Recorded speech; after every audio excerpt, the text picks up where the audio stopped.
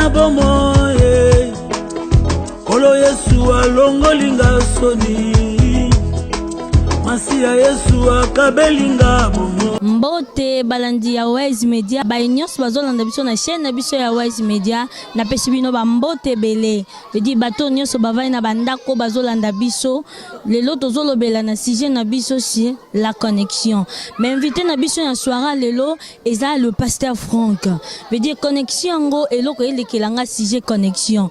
Donc ba pesi biso sujet ya connexion wana ezolekela ngai bandeko na ngao bazolanda biso na Wise Media connexion ngana yo toyebi connexion ezaka ya WhatsApp, Facebook, Twitter, Viber mais oyo toyoka pasteur Franck a biso connexion la connexion eza ya Bible veut dire bolanda biso na Wise Media to kesiko yo tokutana na le pasteur Franck sur la connexion. Oui, bien aimé dans le Seigneur na pamboli nzambo apesi ngai occasion kokota na ndako na yo ya kopusa na liboso na yo à travers ces messages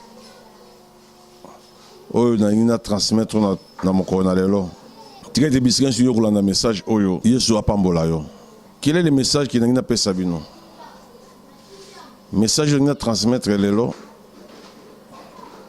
oyo nzamba bisika na parler si na vie na yo nazo parler sur la connexion. Témoin oyo nzamba tininga na lobela yo. Surtout toujours dans dictionnaire français, bah oui, cette connexion signifie lier ensemble, attaché ou bien rattaché. Ça dit qu'au kangama. Connexion liée avec au kangama. Donc dans la vie, pour réussir seul, pour réussir dans la vie, il faut oser la connecter avec quelqu'un pour venir que liboso. Et ça, il a réussi sa vie seul.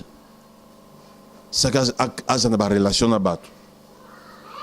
Sans qu'il y ait un battre. Exactement. Nous avons cet exemple. On a parlé d'un verset biblique où Jésus Christ aussi la connexion. Parce que la connexion, c'est biblique. Dans le livre à Jean, chapitre 15, verset 4 jusqu'à 9. Jésus a dit dans la place où que les gens étaient mon côté au bout tambouma, étape mon côté au bout tambouma, sans que Kangamana n'était. Étape pour bout tambouma, il faut quand même dans zété. Ce qui étape moko et quand même dans zété et dit qu'au bout tambouma pété. D'où eko kauka ba obo ka on libanda. Angate abiso que nous les chrétiens pour réussir dans la vie, la première personne au bonito à la connecter c'est lui-même le Seigneur Jésus-Christ. Abi azan zété. Pébiso habitable. Pour tout beau tambouma, il faut tout kangamanaye. Abi démérez à moi. Tout kangamanaye. Wanandi tout beau tambouma. Donc, il y a aussi la connexion que celle dans la vie chrétienne, tu ne peux pas réussir.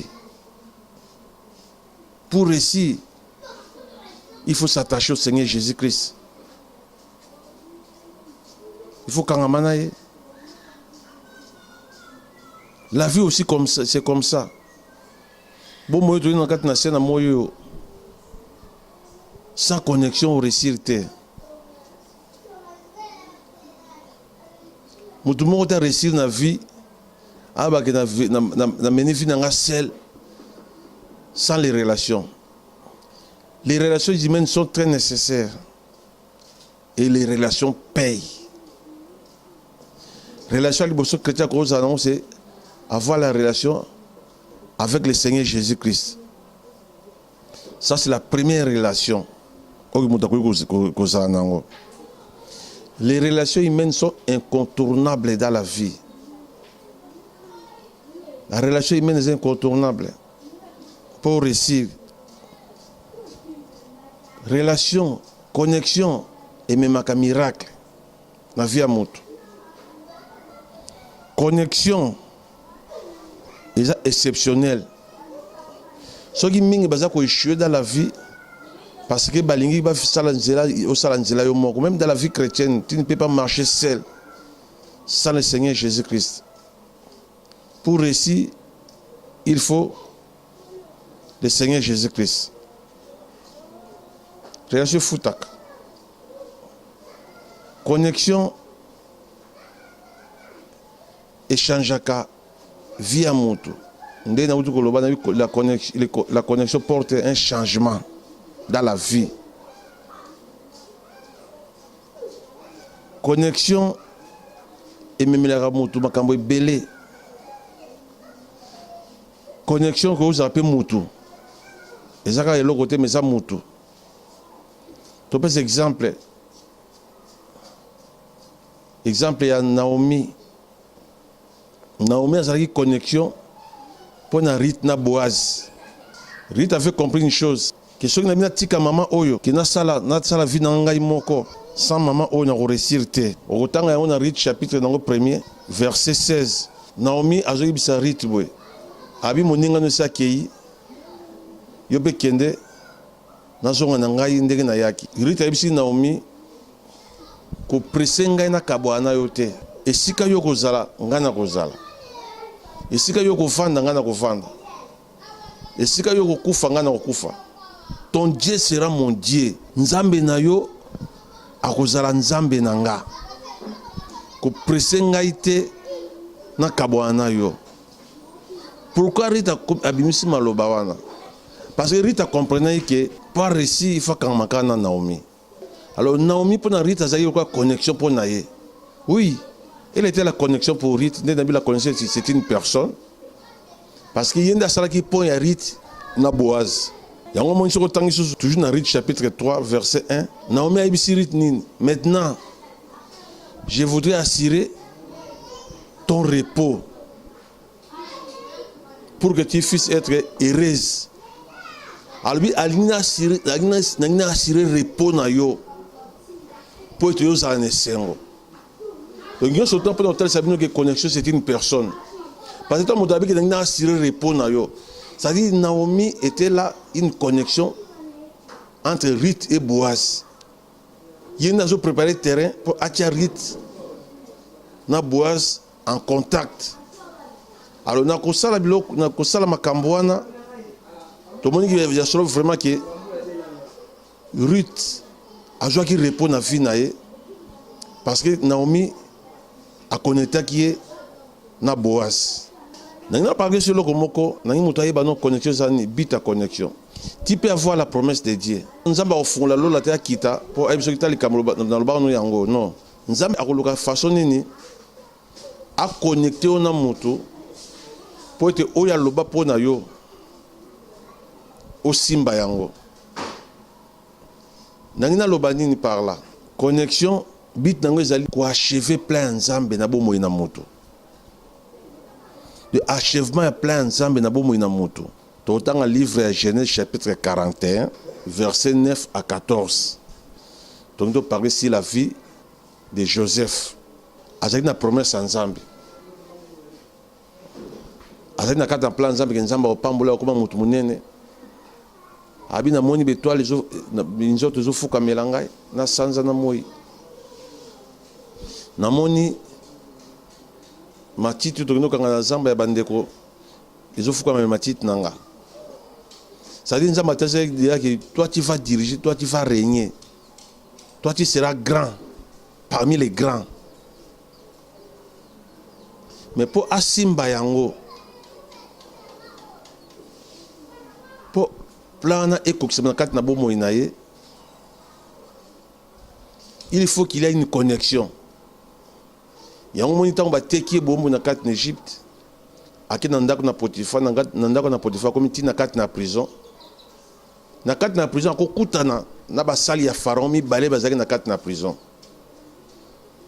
Moko na moko loti ndoto na ye. A expliquer bango bandoto. Pe ayebisi bango abitango boko bima. Bolo belange pa pharaon. o mosusu ndoto ne kongisa ke akufa akufi o mosusu ndoto ezali ke il faut azongela mosala na ye azongeli mpe mosala na ye mais abosanaki Joseph. Alors Nzambe a créé occasion moko de façon que Pharaon peut l'autre ndoto. Mais dans ndoto Pharaon l'autre moto repère explication ndoto wana azate. Alors mosali ya Pharaon ne chasseur wana ayebisi Pharaon na rappeler souvenir ya faute nanga. Tango kotenga na prison na kutana kina mutu moko ndenge ndoto na lota ki apesi explication ndoto wana ekokisama kaka ndenge apesi explication ki nazongeli poste na nga liboso na yo.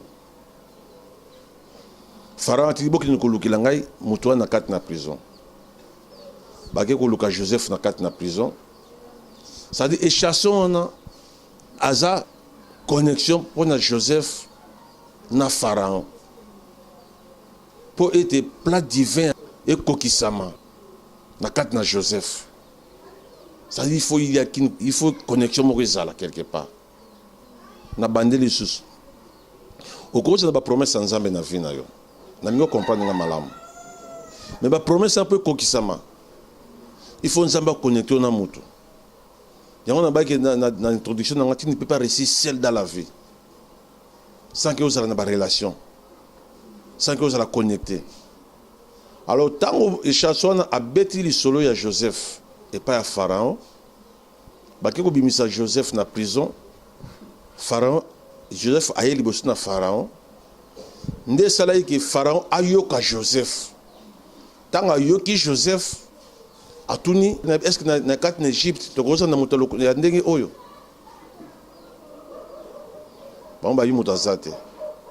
Alors Pharaon a tomboli Joseph. Nous surtout pour accomplir les plans divins na kat na bomo na Joseph. Yo pendongo zawana okoza na bilaka na Nzambe na bomo na yo. Bilaka na Nzambe na bomo na yo mais pour kokisama. Molingami il faut la connecter na mutu moko. Peut-être na mutu Nzamba ko poussa ye liboso na yo. Mutango yo yebiete. Mais Nzambe moko yebi. Yango moni dans la vie qu'on négligera ba relation te. Et ça ba relation musu Nzamba azo pesa yo. Oza ko rater yango à cause de ignorance. Bilobi libota ngeza ko kufa pona manque ya connaissance. À cause de manque de connaissance, à cause de ignorance, ta bénédiction, ils ont inaperçu. Batoboni Nzamba tindela yo dans la vie. Ba relation boni Nzamba tindela yo dans la vie. Yo négligent. Ozo zelanini. Nzamba fungula likolo. Nzamba salaka à travers bato. Même basal Nzambe. La connexion avec les hommes de Dieu. Bato mingi bakanga basal parce que basal Nzambe baza une bénédiction pour nous. Mais le kola to ignoraka. Makambo Nzamba sana kat na basal atia kat na basal na ye. Yango vi na biso mingi za resolder na échec. Et belé na bato vi na bongo resolder na échec parce que il néglige les hommes de Dieu. Paul a lobini na 2 Corinthiens chapitre 6 verset 10. Abi nous sommes tous à bola mais tous à ko enrichi bato belé. La Bible na yo fongola verset oyo. Autant 2 Corinthiens chapitre 6 verset 10. Au moment makampo azoloba. Mosali nanza mozomoni dans un eloko moko te. Physiquement boy. Mais sur le plan spirituel azana likabo. Oyo soka fungoli yo kangami na ye. Oko fungama fini ko fungama. Pe o koma na boji po pambolami. Mais il y a des physiquement ça n'est le côté. Mais en réalité, il a quelque chose. Qu'on néglige basal dans Nzambe te. Bato mi bakanga basal dans Nzambe. Ba comprendre makambo ba pambolama. Oui, pourquoi je suis dans la vie à réussir. Deutéronome chapitre 34, versets 8 à 9. de connexion à Moïse na Josué. Bilobi que Moïse a imposé qui Josué maboko. Tant a imposé maboko, il y a un installé que Josué na mission où a ça il peut pas quitter na Moïse. Des installé que Josué a réussi à travers imposition de mains au Moïse a tchaki. De Moïse Josué a kendaki liboso. Ça dit, Josué comprenait que Moïse a un serviteur, a un loko motuya na kat ne fona kangamanaye. Na repese exemple bela Bible. Moi na développement surtout parce que tant nabiso eza moké. Na repese exemple ya Elina Élisée. Ce qui lelo Élisée en comprenant que loko moko motuya appelle o Elia bengaki tanga boa kila ki manteau. Il a compris que Moutou Funa Kangamana et Akangama qui na Eli. Malgré Eli a joué Bissabi qui est Tikala en Ganza Matinga Mission quelque part, Abi, Nautika Ote na Kangamano toujours. Nautinga Manayo. Malgré Eli a Bissabi Tikala en Zamba Tinga place tel. Abi Nautika Ote na Kangamanayo. Alors, tant que comme Eli Alingi a Mata. A tourné Élisée abi onini na pesa yo abi na senga ka pesa double esprit na yo Élisée Elia ebisi Élisée senga le komoko très difficile mais ce qu'on monita na zo mata de orozelo ko wana bana nzambe to ebi likambo malamu ki Élisée, tant qu'il y a mati, Élisée a tiré la manteau à Élie. Ce que tant qu'il Bible malam, Élisée a sengi Élie, après ça y est, le double esprit naïe.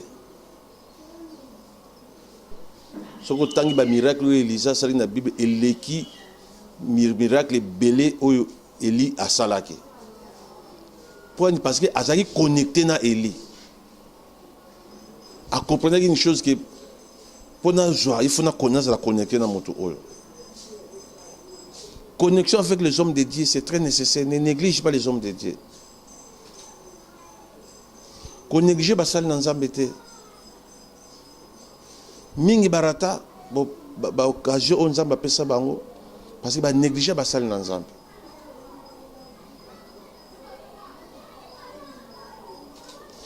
La femme de Sunamite, tu as vu l'histoire de la femme de Sunamite, 2 Rois chapitre 4, versets 10 à 17. 2 Rois chapitre 4, versets 10 à 17. Babi moi sur nanda kunae azaki na mwana tatika ko botate. Ba no fileka na mobali nae. Mais jour susu amoni Elisa zoleka. Ayebisi mobali nabi mutu azoleko. Aza mosali na nzambe. Olia tambola tika to yambe na ndako na biso. To tongele une chambre haute. Na ko tongele chambre haute wana. To tshela imbeto. To tshela imesa. To tshela imwinda. To tshela ikiti.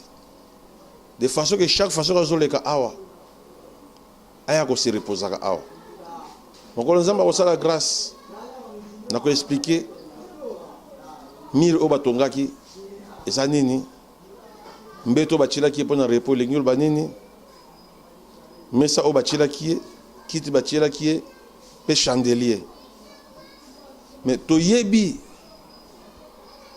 na sima nango likamuni ilaki mwasi wana azaki na mwana te mais à travers la connexion avec l'homme de Dieu nzamba sali grâce à pesi mwana azwaki mwana nzamba pesi grâce wana parce que kangamaki na mosali na nzambe soka kangamaki na mosali na nzambe te peut-être nga akufa nde mwana naza koyebisa yo moto ozolanda ngai konegija basali na nzambe te komonaka bango pamba te bazali pamboli mpo na peuple de Dieu Nangina soulever point moko pona ko sukisa. Matin nanga on a côte nanda kuna yo. Nangina parler sur l'opportunité. Opportunité eza don ya Nzambe. L'opportunité c'est un don de Dieu. Opportunité monsieur souvent passe inaperçu parce que bato bazo comprendre te. Eza bato belé Nzambe apesa mo opportunité, apesa mo occasion ba saisir opportunité mais ba leki sango inaperçu parce que bazo comprendre le langage ya Nzambe te. Notre Dieu a plusieurs moyens de nous parler. Notre Dieu a plusieurs moyens de nous bénir. À travers l'opportunité, Dieu paye. À travers l'opportunité, Nzamba Futaka. Dans le livre de Genèse, chapitre 24, versets 10 à 31, Abraham a dit Moussal Natinabi Kende Namboka Nanga. Kende Kobaye la moi Nanga, Kozula moi Nanga, Isaac Moisi. Kokene Bisika Moussousute. Alors, tant que komi kuna, tant que zo kende mission mo konzina tinda kiye. Yoka prière, tant que verset no yoka prière ya Moussal na Abraham. Abin kolo. Ana tel misiko permettre na libulu. Fi oya ko bima liboso. Ona ko senga imai. Akopesa mai na mila pe ko milisa ba chamo nanga. Ezande mona mwasi oyo yo tindi pour na Moussal na yo Isaac. Il a fait cette prière. Bana basi ba uti na mboka ba ina libulu kotoka mai. Na kat na mwana mwana mwasi moko comme Rebecca. Moussal na Nzamba approché. Tanga approché a ebisi boy. Est-ce que vous pouvez sanga mai na mela? Rebecca a compris que ça c'est une opportunité de rater en hauteur. C'est une opportunité pour moi, je ne peux pas rater ça. Abi joa mela, soko sisi ko mela, na melisa pe ba chameau na yo. Et cet homme avait combien de chameaux? Il avait combien de chameaux? Et chameau moko, pour mela maya ton, il faut combien de litres? Mais moi, si je me sala, il y a combien de chameau na nyoso to. Zokande, ezaki exaucement ya prière ya serviteur ya Abraham. Pour na ezaki exaucement, mais pour na Rebecca ezaki opportunité. O Nzamba tindelié pour ajwa libala. Yobe Nzamba sa pesa opportunité belé, liboso na yo, non comprenaka te. Ils le cas souvent inaperçu. Liboso na yo. Opportunité mususu o na loba. Il y a un moment de crise. Dans la crise, il y a une mboka. Nous avons une opportunité de yelio. Si vous avez le saisir, si vous avez le cas inaperçu. Moi, je suis toujours la veuve de Sarepta, dans 1 Roi chapitre 17. Moi, si Oyo, opportunité, monsieur Pessamela qui est. Dans la période de la crise, Elia Kangi Abi 3 ans et 6 mois. Il n'y aura pas de pluie en Israël, sinon à ma parole. Crise de côte na kat na Israël. Elia moko prononcer malobana et penza le côté lié. Et Nzamba ebisi Abi ken na Sarepta okuta une veuve ya kolesa yo. Ayepe na Sarepta akuta ina mwasi moko azolo kota bakoni ka Nzamba ebisaki Elia bimeli mwasi ebisi mwasi abi pesanga maya komela Nzamba pe mwasi na ke atokeli elima ya pesie sima yango Elia ebisi abi kende nazoka nzala selanga biloko kolia yoka réponse à mwasi yana abi nazene lokote nazaka na mwa farine moka mukie poignet moka farine mukie na huile moko so na sali yango tole nanga na mwa nanga pe to kufi il a ebisi abi olobi malamu mais ça fait ça d'abord pour moi Ringami ezaki pasi po ondima likambo ndenge wana ke basala likambo osala bongo okaba bino ozanga nzoka nde ezalaki opportunité oyo nzambe atindelaki cette femme, cette veuve pour qu'il y ait une période de crise azanga eloko moko te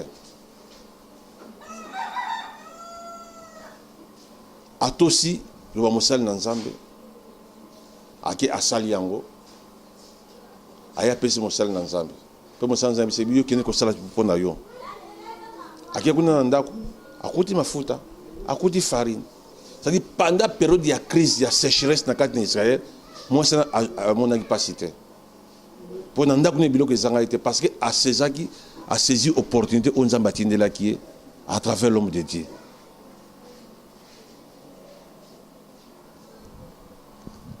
Vraiment peuple de Dieu tala oyo nzambe atiaki nga cœur na transmettre yo message oyo si la connexion landa yango bisque yo landa yango je sais que tu seras béni à travers ces messages et je vous dis d'avance que qui est déjà béni en écoutant ces messages qu'on néglige yango te nzambe ayebi pourquoi andimi na transmettre message oyo si la connexion nzambe apambola yo nazopesa numéro na biso ya contact kombo nanga pasteur Franck Lisumbu naza pasteur responsable na église ministère international à délivrance oyo eza na Kinshasa RDC commune Kalamu quartier Kimbangu avenue Luanza numéro 50 numéro nanga téléphone eza boye plus 243 89 71 261 na bandeli susu plus 243 89 71 261 penengi annoncé na yo ke communauté na biso ministère international de la délivrance ils ont totalisé 20 ans d'existence depuis nzambe apesaki vision na mosali na ye l'apôtre Dieu limba la montagne bisika za États-Unis nzambe apambola ye apambola mama biso adolo apambola bana nyonso to to fêter anniversaire na biso ya 20 ans d'existence na mois de juillet 2019 awa c'est-à-dire le 14 juillet 2019 to totaliser 20 ans il y a ministère international de la délivrance et ça se fête tika été nzambe à la montagne apambola motunyo surtout o alandi mateya oyo peuple de Dieu shalom. De retour sur le plateau, mesdames et messieurs, bande konyo so ya Wise Media o bainyo so bazota la biso, veut dire émission na biso na pasteur Franck sur la connexion et le kitoko, veut dire bainyo so balandi biso bainyo so basangana ki pona Rolanda Wise Media na tombe libino ba mbote beli. Sans oublier na bosanité mon président futur pasteur Dan Louila et mon cordon baignon son apesi bango bambote na pesi tonto Emmanuel Mbote na pesi tonto Fiston Mbote na pesi tonto Grady Louila Mbote bana ya papa Dieu donné limbaya la montagne veut dire bambote ebele na sepeli makasi na sepeli baignon so basangana ki balandi biso na émission na biso ya Wise Media. Bon continuer kolanda biso toza wana pona bino bokoki kobenga biso na ba numéro ya téléphone na biso numéro est affiché wana na écran bokobenga biso ceux qui peut besoin na poser numéro nanga bokozwa numéro nanga ba union so bokobenga wana bakopesa bino numéro nanga. Mesdames et messieurs na pesi bino bambote le téléspectateur mbote belé bye.